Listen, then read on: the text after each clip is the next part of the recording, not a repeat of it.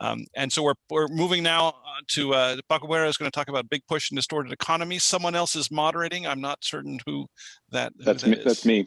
That's you. Okay. Yeah, and its co-authors Nicholas Tractor and Yang Xin are here, and the fourth co-author is Ugo Oppenheim. So take it away, Paco. Make sure to unmute yourself and share screen. Yep, perfect. Thanks a lot for having us into the program, and thanks a lot for the order. That should cut a little bit of motivation. So this is a paper on economic development. So it will be a paper about income per capita differences and where those differences come, or how we can do, what can we do to make them smaller. So I guess part of the perspective this paper take is we start from in a big picture view. You can see we see two very broad perspective on development. One will be one that having a lot of emphasis more recently, where under development is tried to be understood as the results of different barriers to technology adoption, or more broadly distortions that affects the aggregate productivity of the economy. On the other hand, it's more a strong view in policy circles to some extent, and it had a long tradition, and that a lot of that was what the previous panel was talking to some extent about. This is, and in part of that long-standing view will be the emphasis on complementarities across producers, potentially coordination failures. So the extent to which development could be, or the lack of development could be an example of coordination failures. And there's a view that goes back to the 40s, at least, Rosen and Rodin, and so on and so forth, and has a few more recent incarnations. One example of that would be work by Murphy, Schleifer, and Vishny. What this paper tried to do is try to integrate this view and try to understand quantitatively the interaction between them. And in particular, we're going to try to understand more broadly to what extent complementarities will lead to amplification of distortions or policies more generally. And in extreme cases, that would be examples of coordination failures. And part of the motivation is the fact that we may require smaller distortions to come for the data. So I guess the second motivation is that we will go a little bit faster. As if for the ones that are not that familiar with this coordination failures view development, that's the idea that where we have unproductive technologies, well, because all other firms are around us to use a productive technology. So again, the first paper today will be an example of, to some extent, of that. They've been rigorous. Paco, your slides are not advancing. I don't know if you're trying to advance your slides. Yeah, I am. You need to go full screen. Yeah, you don't see advancing? No. I think you're sharing the cover page. I think you're sharing the other screen, the one that's not the full one. Yeah, the one that just advanced. Okay, let me just. Let me leave it like this. Okay. Yeah, so there's been a rigorous treatment to some extent in the last 30 years or so. There have been very few large quantitative exploration of these ideas. So that's part of what we're trying to do. And more broadly, we want to move beyond coordination failures to try to understand the extent to which complementarities will lead to amplification of distortions and policies. And I guess the idea here would be maybe a substitute innovation will lead to some firms increase innovation, but more importantly, this increasing innovation or adoption, more precisely, will lead to a second wave of adoption and so on and so forth. So let me just be a little more specific what we're going to be doing in the next 50 minutes or so. We're going to discuss a model of firm entry, technology adoption. We're going to feature a relatively rich input-output structure. There will be idiosyncratic distortions as being emphasized in the more recent literature on macro development. And And then to that model, we're going to enrich and that model will be purposely enriched to introduce elements that have been discussed in the theoretical literature about by Marfeshab and Bitni, Matsuyama, Ciccone, and so on and so forth. We take that framework, we try to do a quantitative exploration of that framework. That will be done with using aggregate and microdata from the US and India. I'm going to address 3 questions with that framework. And this should be our previous slides. The first question will be, can development be solely a story of coordination failures? And we spent a lot of time early in this project to get a robust answer to this, and the answer will be strictly no. Second question will be, can development be a story of distortions and coordination failures? And the answer here will be yes. So that will show you that it's going to be a very strong interaction between these 2 broad views of economic development I posed at the beginning. And the third question, I guess, to us would be a more interesting one in terms of what we have learned, is that by introducing relatively rich complementarity to the model, we're going to find that there's going to be a very large effect of distortion on policies, and very non-linear. And this will be the most robust message. And that will tend to be true in what we're going to call the big book region. This big book region will be a region with relatively, where these economies are going to be distorted. So it's going to be both an interaction between distortions and complementarities in the sense that coordination failures will tend to arise only in economies with large distortions, but also this amplification of policies and distortions will be true for a region with sufficient amount of distortions. Okay, so let me first going to go through the model. I'm gonna then spend a little bit of time providing some intuitions of the model through some simple examples, and then we're gonna jump into calibrating the model, and then showing you a bunch of numerical exercises to answer these 3 questions. So the economy we have, we're modeled with a heterogeneous firm that will be ex-ante heterogeneous, and this will have an entry decision and an adoption decision. Z will be a syncretic productivity of firm. F of Z will be the distribution of this productivity. Firms will produce using labor and intermediate input, so it will be an important element. And it will be a circular input-output structure. Labor cost will be labor cost of entry, and labor and goods cost of adoption. The goods component will be important too. More generally, it will be an adoption goods sector that will be producing the adoption goods with labor intermediate. For today's presentation, the adoption goods will be solely produced using goods.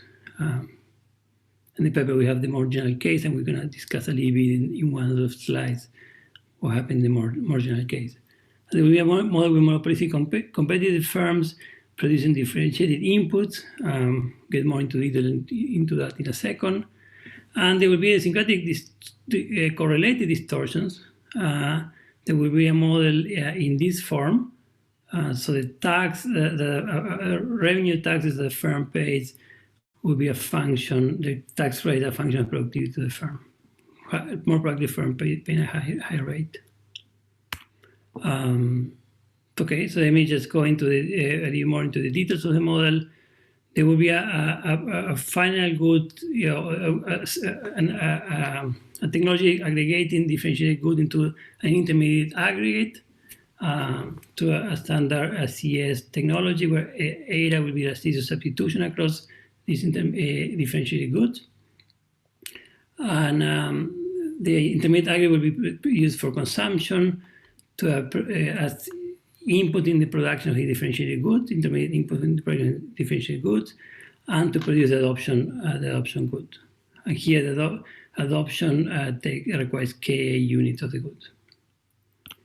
From this technology, we're going to derive demand for this differentiated good. It's going to be a standard. This is the demand for the differential good J, and there will be a price index of the intermediate aggregate. More interesting will be the description of technology of the differentiated good producer. You will have access to two technologies. One we're going to call a traditional and a modern technology. There will be each firm will have a heterogeneous productivity Z that will be exogenous. They will have potential produced using intermediate inputs X, labor L, and the two technologies, the modern traditional technology, will differ in terms of their productivity. We're going to call AI tilde. The cost of operating of adoption, one will just require a labor cost kappa E. The modern technology requires kappa E plus the good cost kappa E. And the two technologies might differ in terms of the intermediate input intensities. And all these elements we're going to show you through the end of the talk will end up being key ingredients. I guess in terms of generating large quantitative results that we're going to stress at the end. Okay, so that's the technology for differentiated goods. I guess even let me define the problem of an intermediate good producer to be more practically competitive.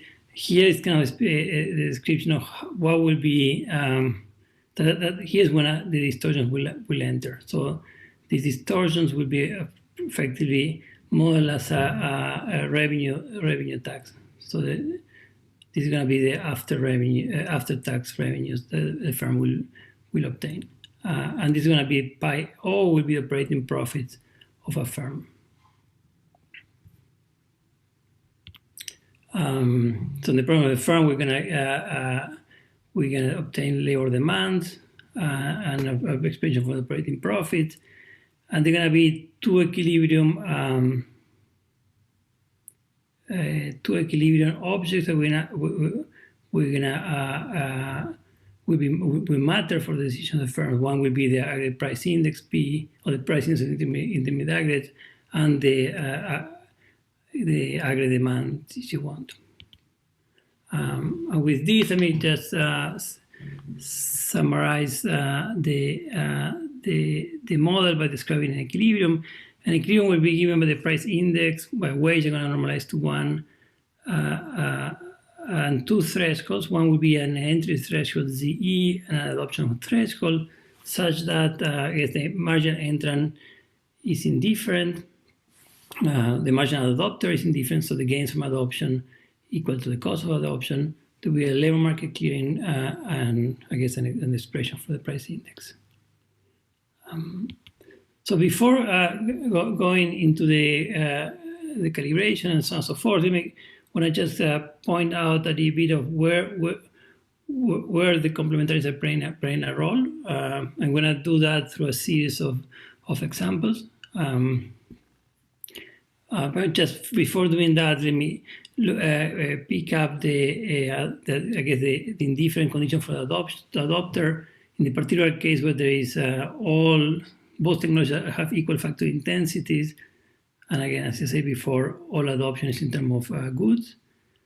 And then in this case, I can work, I can solve for the profitability of operating profit of a given technology, how equilibrium effects will operate through these prices and P and X.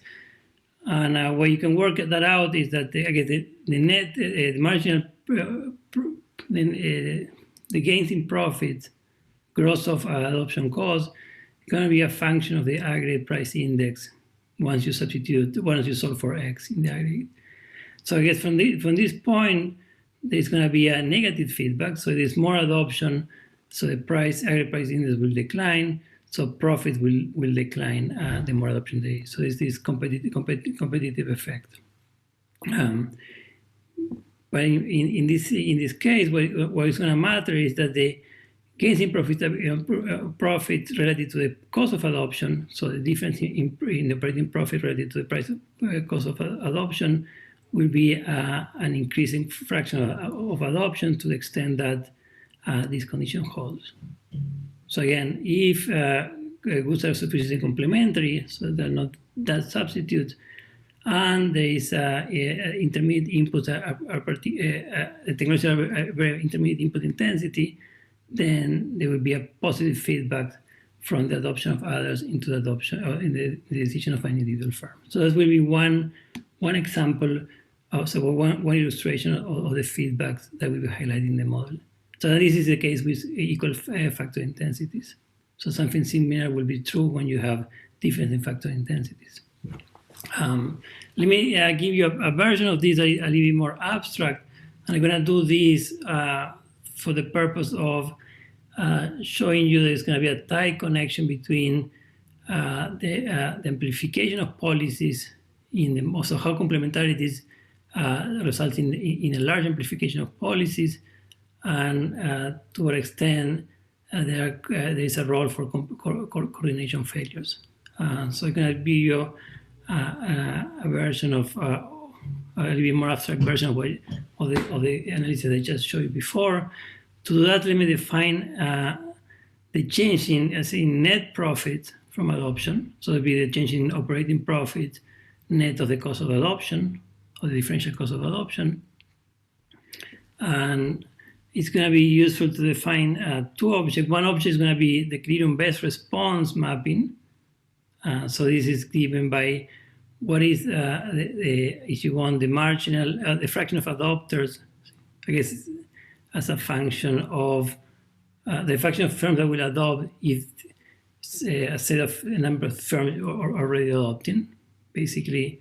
And now instead of defining this not in terms of the equilibrium fraction, so doing the engaging profit for a firm of particular probability Z, given some fraction of adoption in the economy.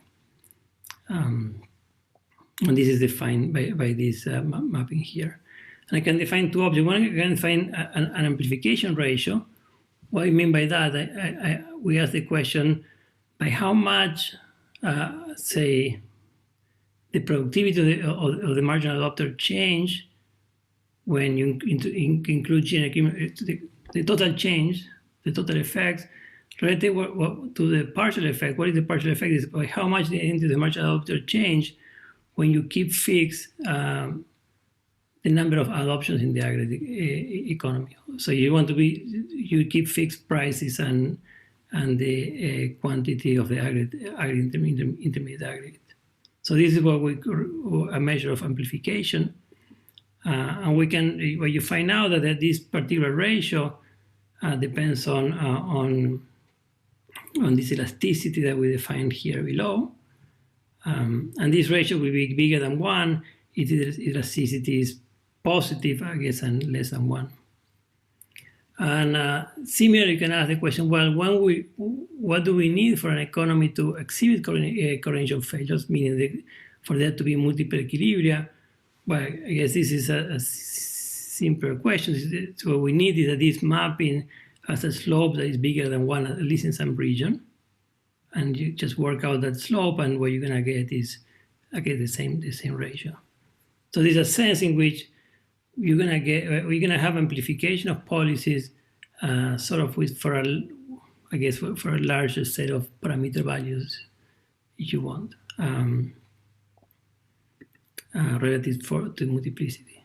And I guess using this particular elasticity that we calculated, you can go back. You can go to simple, I guess, even simpler examples, and try to connect when you get amplification, when you get a role from coordination failures for different versions of the model.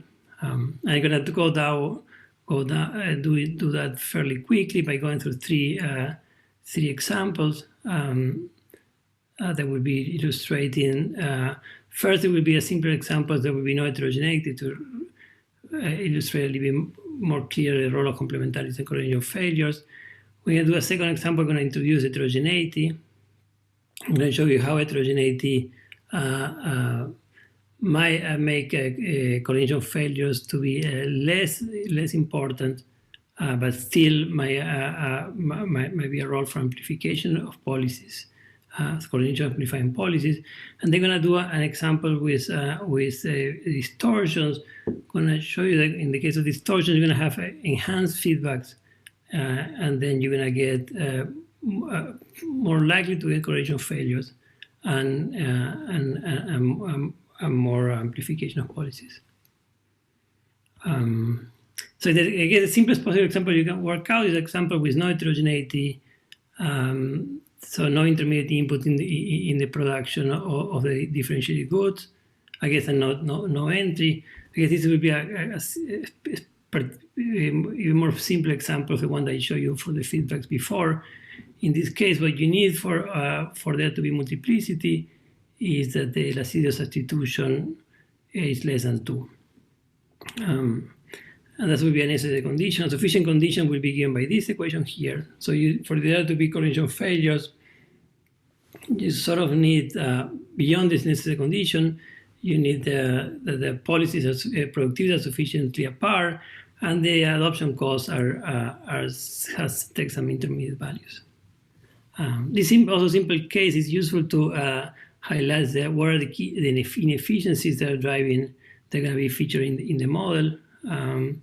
And we're not going to go through that today. In the paper, we have a discussion of the planners program associated with this simple example. And then you see that there's going to be two key inefficiencies. One will be a markup distortion that will play a role. Another one will be coordination failures that might not arise.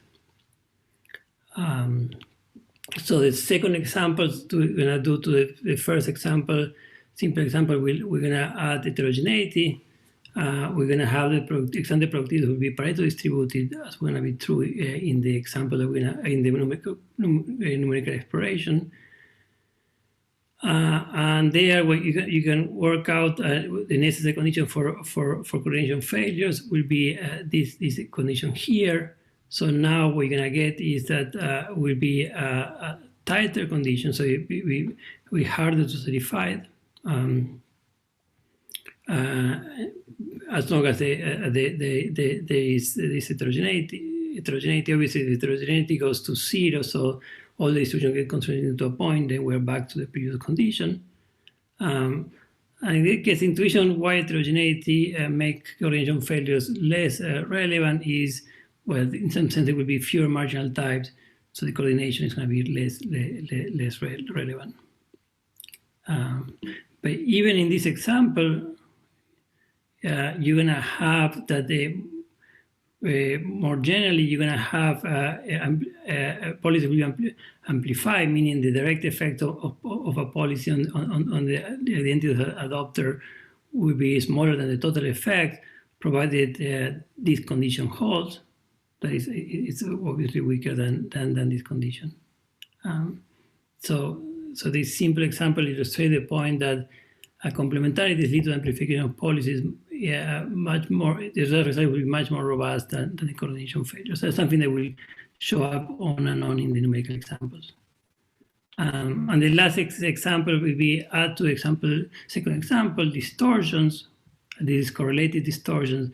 I'm going to see there is that correlated distortions make coordination failures more arising for a larger set of parameter values. And in some sense, again, when cheap intuition is not fully correct, is that, well, distortions make now firms look more alike in terms of make firms perceive themselves to be more alike. So that kind of enhance the role for coordination. So that would be a way to tell the intuition. So the model is richer than this simple example. So potentially going to have the adoption good to be using goods and labor. The more labor intensive the adoption good is, the harder it is to get coordination failures. And all these statements also will be typically also affect amplification of policies. We have intermediate inputs, that the condition will be weaker, so there will be more role for coordination failures and amplification. And the case that will also be important is heterogeneous input intensities. So if the modern technology is more intensive in the production, in the use of input, then you're going to have that both amplification and multiplicity will be more important. And in particular, you can get multiplicity even with only goods of adoption. So this here will be probably a good point to take any question. Perfect.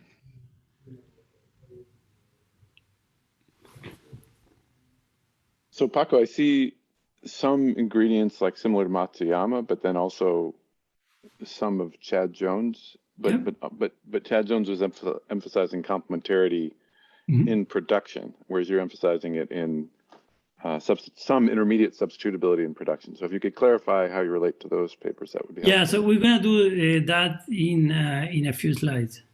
So this presentation will have a detailed literature review later on with a figure. So one thing that we're going to do is we're going to revisit the elements by telling you what do you get when you turn things on and off. In some sense, we see this model as having Chad Jones weak link as a particular case. I guess if you read Chad Jones' first half of the paper without the sectoral structure, then that will be a particular case of us. And so we have the fact that the intermediate inputs use other intermediate inputs through this aggregate. That's just and then distortions. Even you forget of adoptions, of the adoption decision, distortion will get amplified by the fact that this input-output structure and input-output multiplier.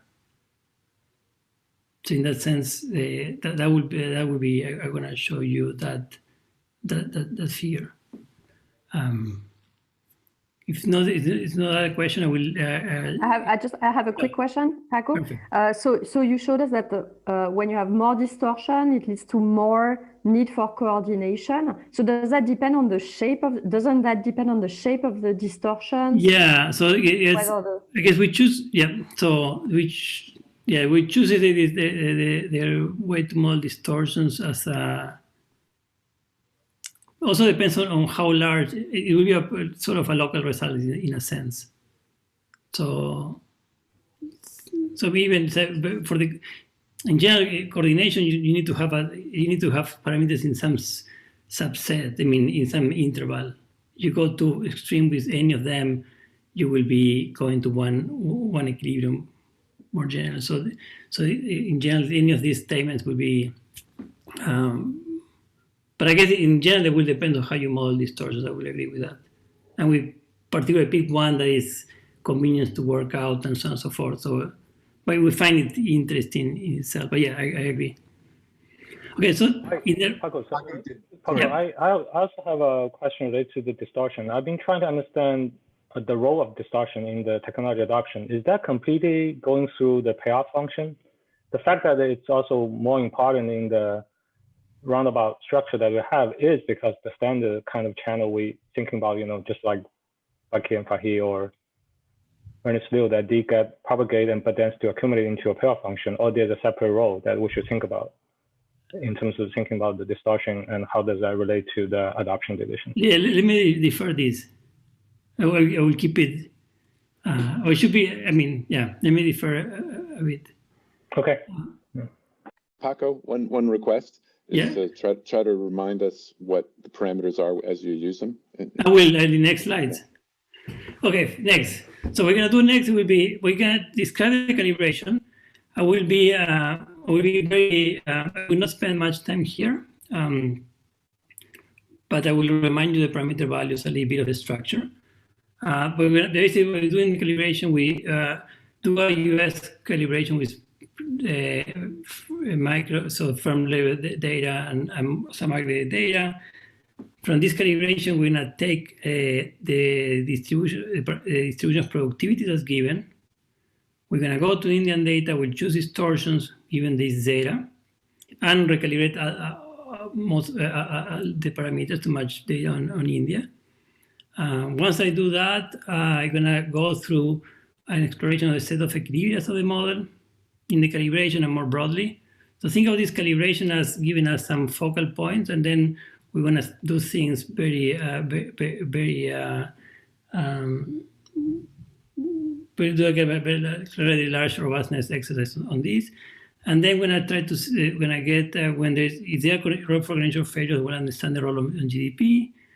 And finally, we're going to try to explore how complementarity amplify distortions and policies. And here is going to be answering Pete's questions, and we're going to have a detailed literature review. So the model has these effectively these 8 parameters. So AEM is a normalization. So some of these parameters will be common across countries. Some of them will be country specific.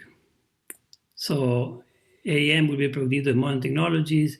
ADA will be the substitution in the intermediate aggregate technology. NUT will be the intermediate input intensity of the traditional technology. NUM, intermediate input intensity of the modern technologies. Zeta will be the tail of the distribution of productivities.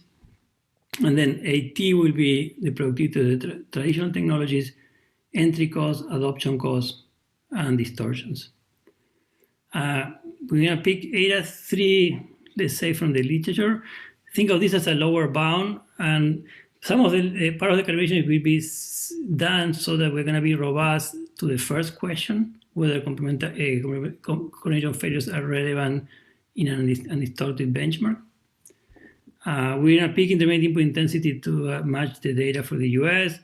We had to pick 2 values. We're going to pick the lowest possible value, NUT. That will be the one that will enhance if you want coordination failure the most.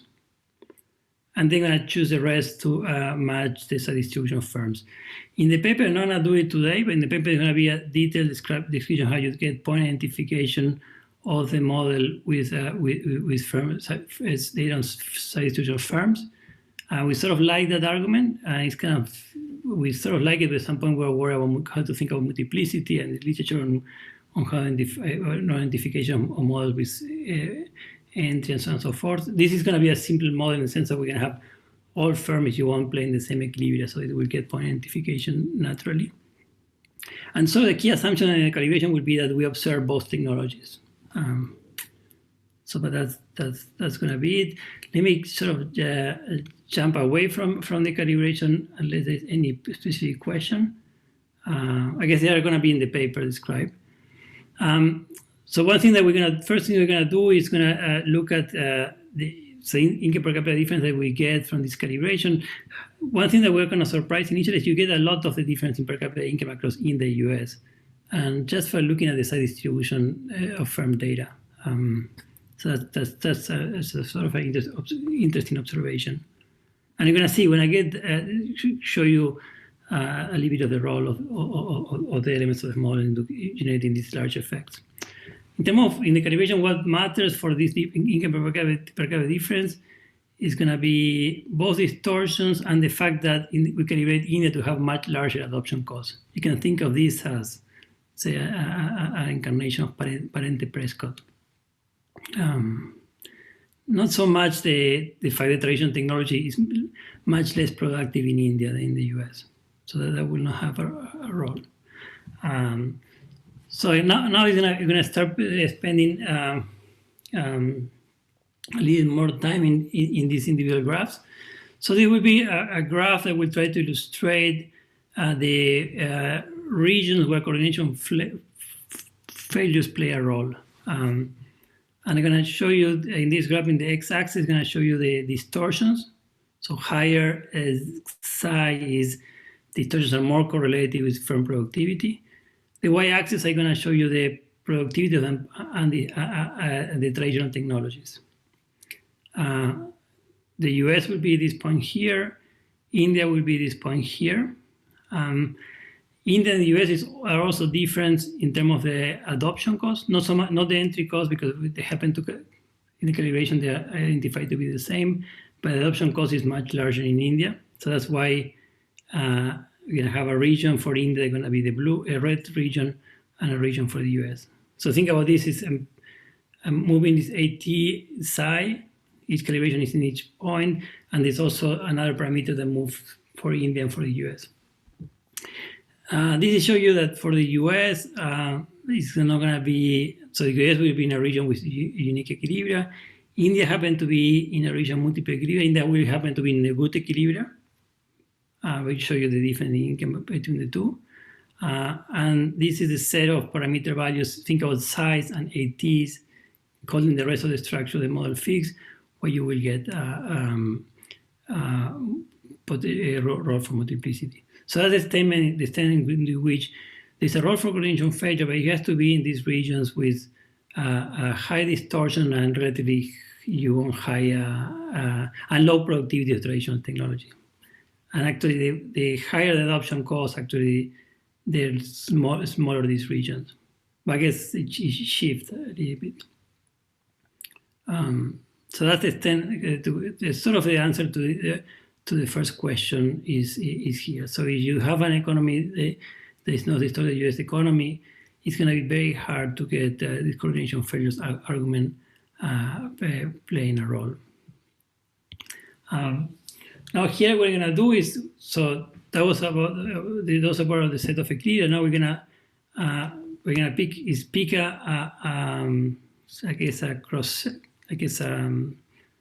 a line in this two-dimensional space, one for the US and one for India here, and now tell you what is the income per capita associated with those different in those economies when you move the amount of distortions. So this is the US case. So this is the initial equilibrium. Now for the US, we're going to start increasing the amount of distortions. And what you want you to notice here is that there'll be eventually, I guess initially this distortion might have a positive role in aggregate consumption, but eventually distortion will have a very large and dramatic effect on per capita, I guess, in per capita consumption or per capita GDP, depending on how you think that the adoption costs are accounted. And that's one of the things that we're going to be stressing, we're going to spend time understanding. So that will be a numerical statement of there being a large amplification, in this case of distortions. In the case of India, India is going to be in this equilibrium, but India will be, there's going to be, now we're going to plot two things. One is the blue line, that's going to be the good equilibrium. For low distortions, it's going to be the only equilibrium. For a small region here, there will be two equilibrium. One will be the blue, and then will be the red, and eventually you're going to only get the red. Again, you have this large amplification, and you have this jump across these two equilibrium. And I guess just to point out also that the y-axis is in log points, so it's going to be a very large effects on per capita consumption. So it should be. So these should be. These are huge differences. So the next thing they're going to be doing is going to try to understand how much of these, which elements of the model is responsible for these effects. Okay, for the effect that distortions are going to be greatly amplified in the framework that we're considering.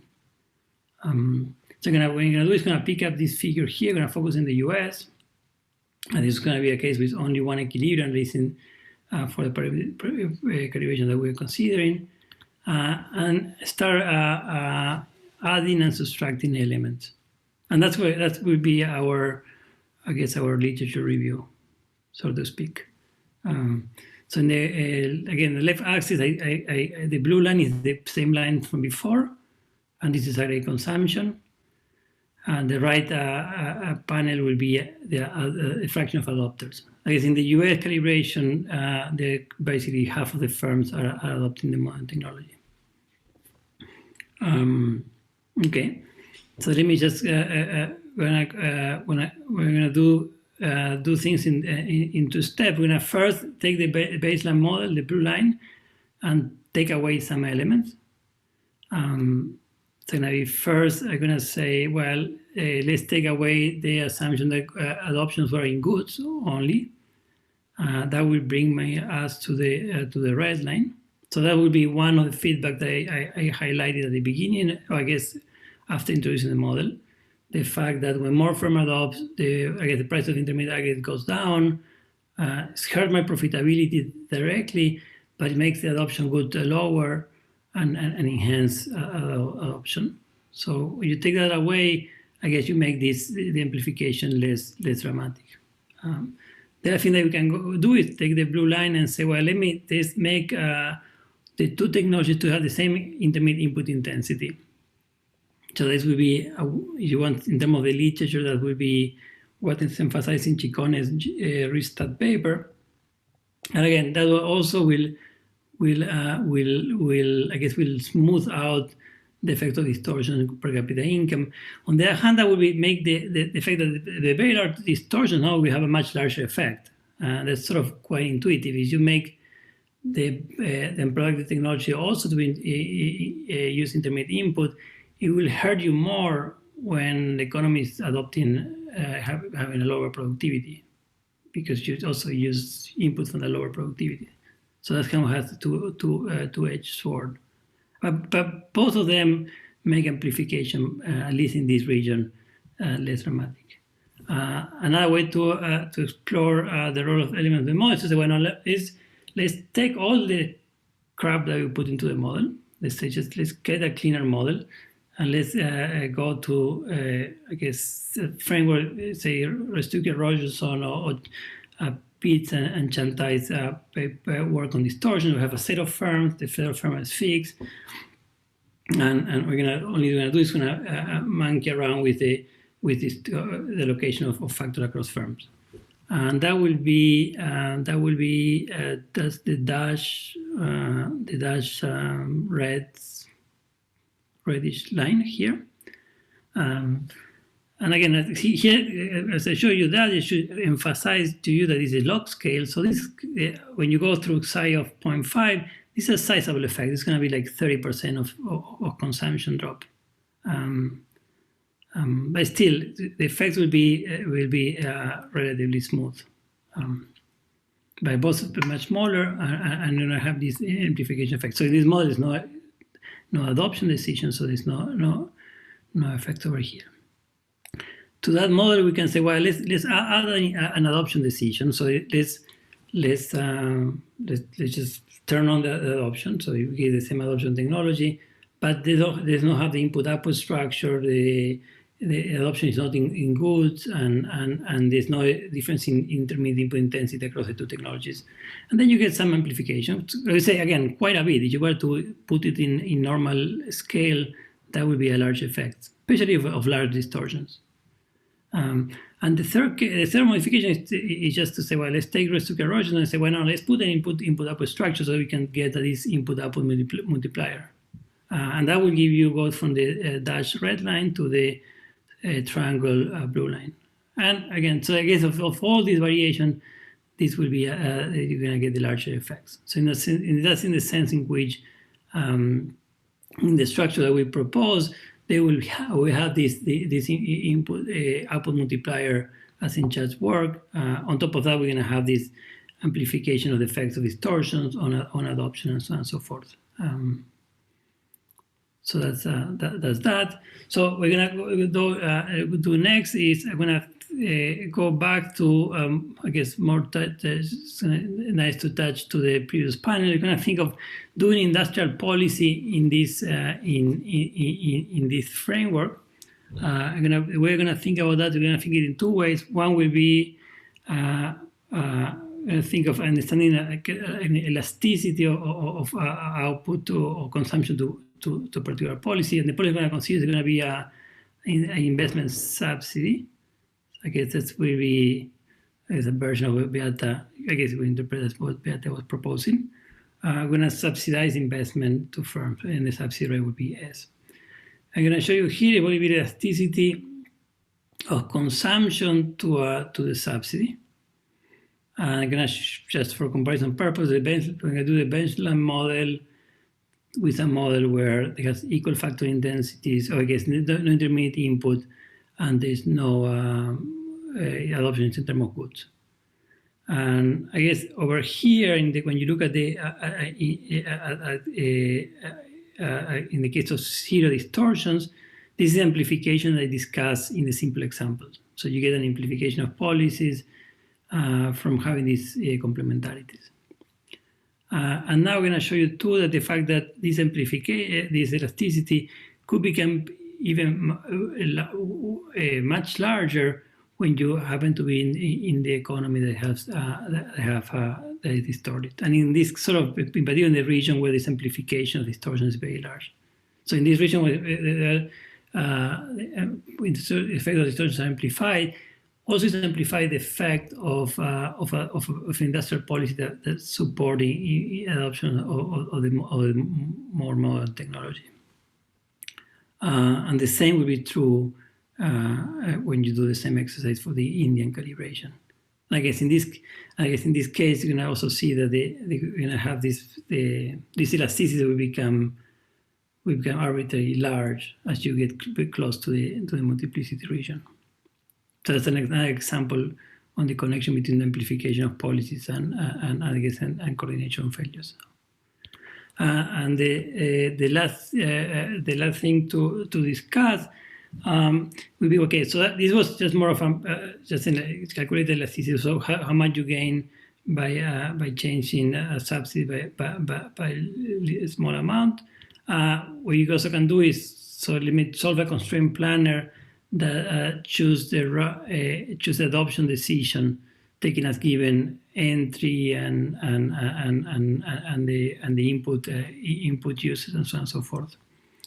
I'm going to show you the gains in consumption of doing that as a function of the amount of distortion. So this is a planner that cannot undo the distortion directly, but can tell firms, well, one firm to invest more or less. I guess in some sense it can choose the optimal value for this adoption subsidy and finance that with a lump sum tax.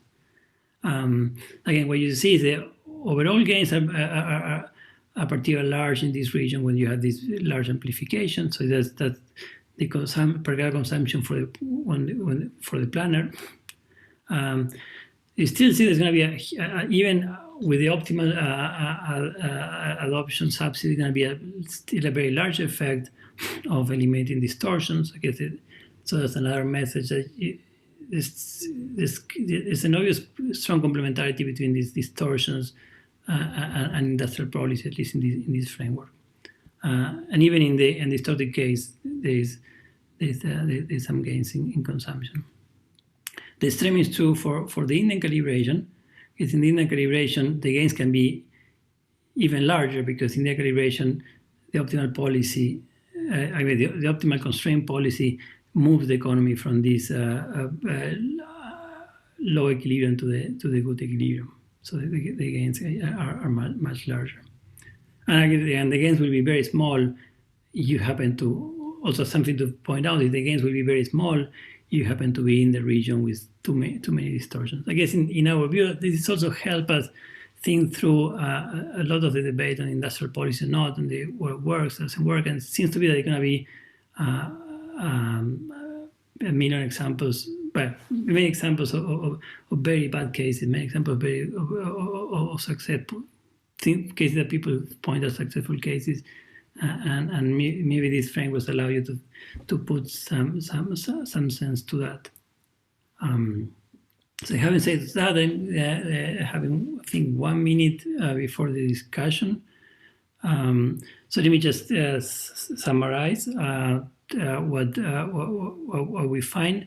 I guess we started the paper with 3 questions.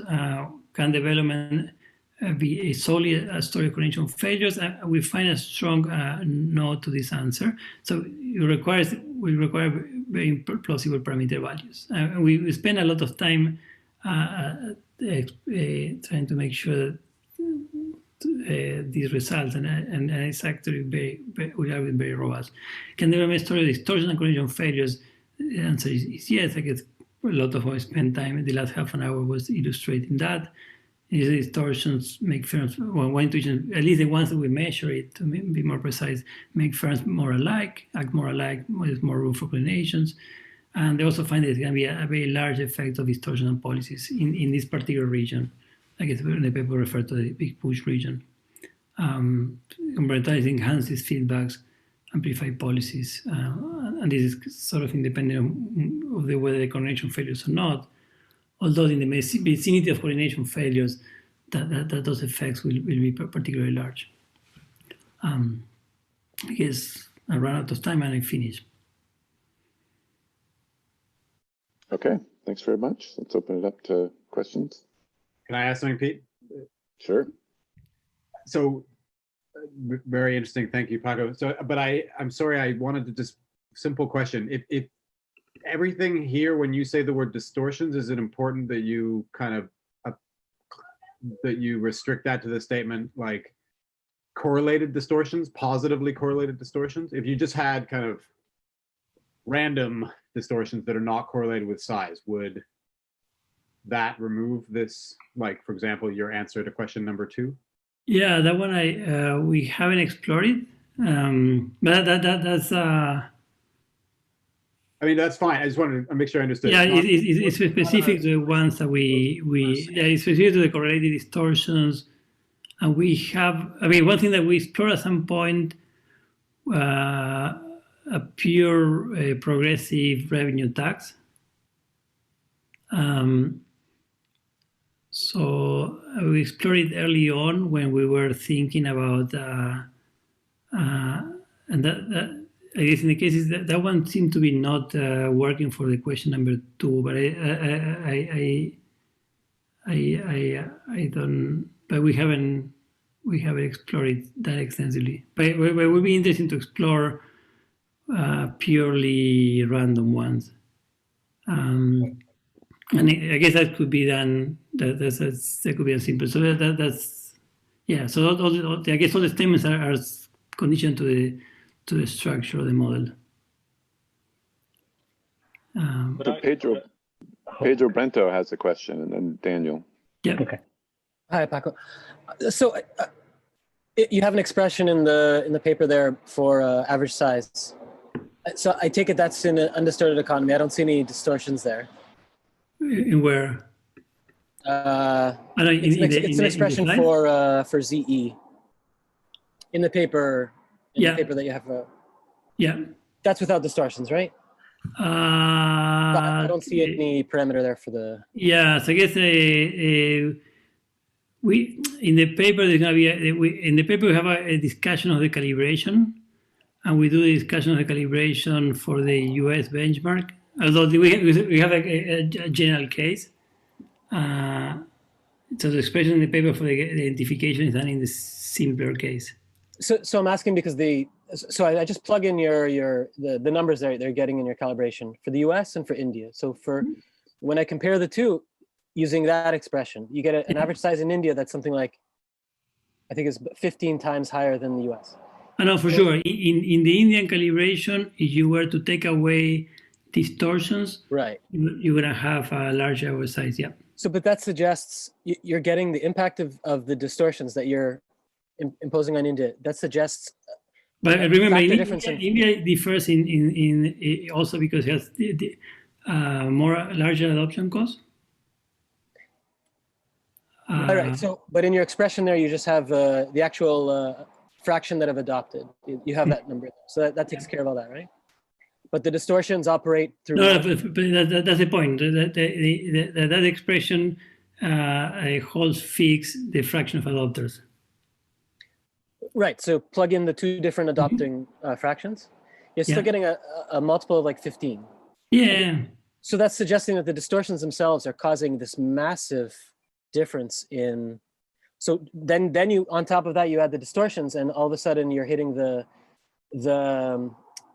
targeted ratio for average size, right? Mm-hmm. So that must be a factor of like 50, or is that the impact of the distortions to reduce average size by that much? I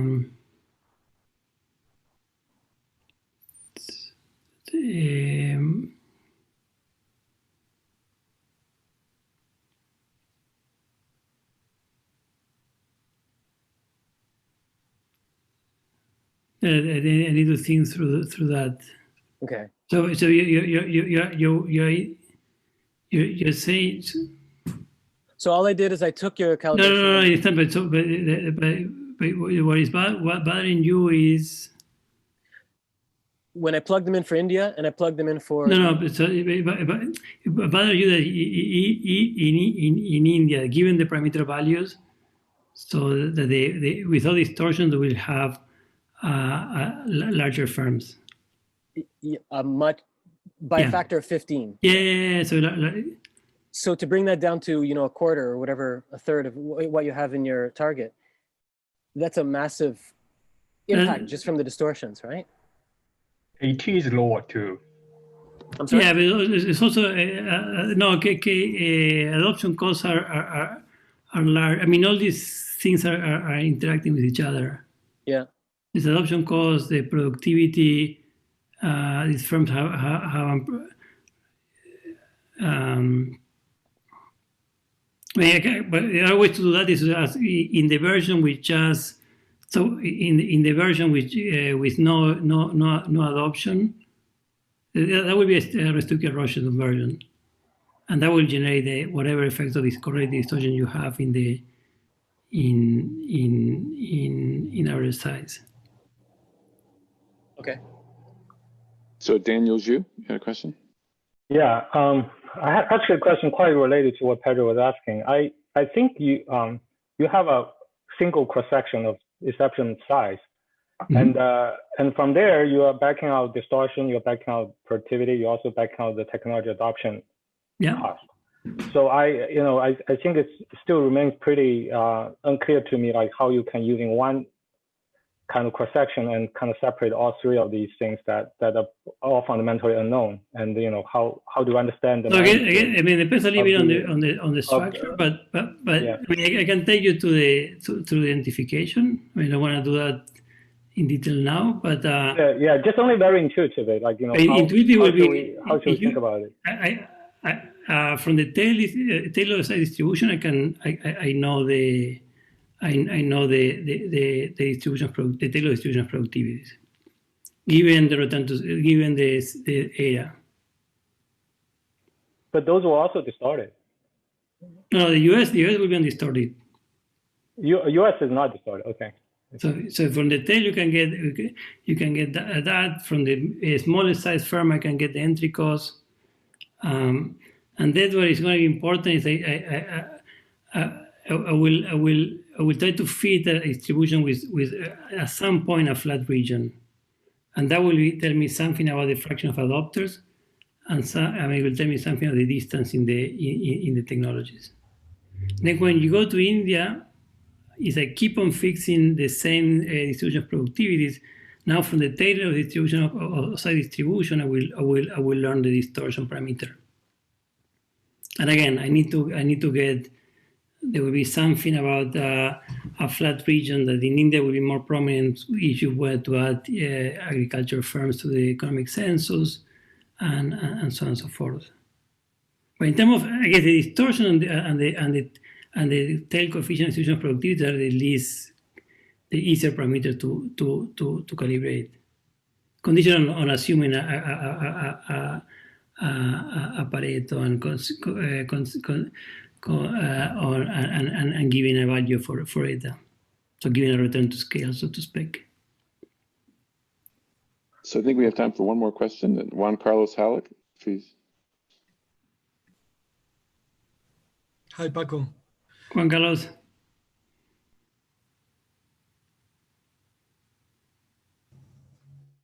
Hello? Hello? Yep. Can you hear me? Ask away. Yep. Perfect. Yeah. Okay. So in the industrial policy debate, at least in Latin America, following on the lines of Danny Roderick's talk, there's not much focus nowadays on the problem of adoption and complementarity, but rather the main focus is on the problem of identifying and building public goods, sectoral public goods that then increase the productivity of all firms in the sector. So I guess it ends up, the implications are similar. Say a public good like a testing lab, or developing a seed, or